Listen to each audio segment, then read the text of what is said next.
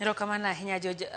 Chon ne wacho ni nitiere mchele okrani chon kata sani mchende nyahero. Nyiswa ni to kit mchele mage mupidho kano kanyo. To gin kipimogi gi ma bende pidho Mwea. Dipo ni gichalre koso pogruok nitie to ka nitie to nitiere kanye?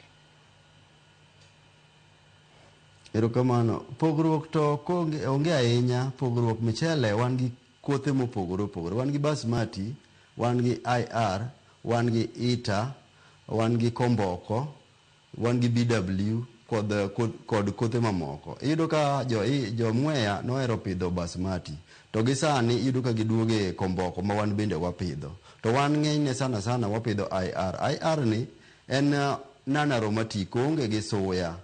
Koro ok inyal winjo ka en gi suya mang'eny, lakini en michele mamit kata kipime gi michende mamoko to en michele mamit. To sani komboko bende man gi suya bende wapidho. So michele mwapidho kano ka onge pogruok gi michele mipidho Mwea. En ani iyudo ka kodhi kaka IR otimo maber sana e lopwa makoni, kata keyo mare ni malo kikompea gi kothe mamoko. King'iyo eka achiel kipidho IR gi komboko, ibiro yudo ka komboko kotemo ahinya to nyalo dhi ne gunde 35, to IR nyalo dhi nyaka gunde 45 ma sani jowa yudo kaluwore gi kaka gipidho mchele e yo manyasani. So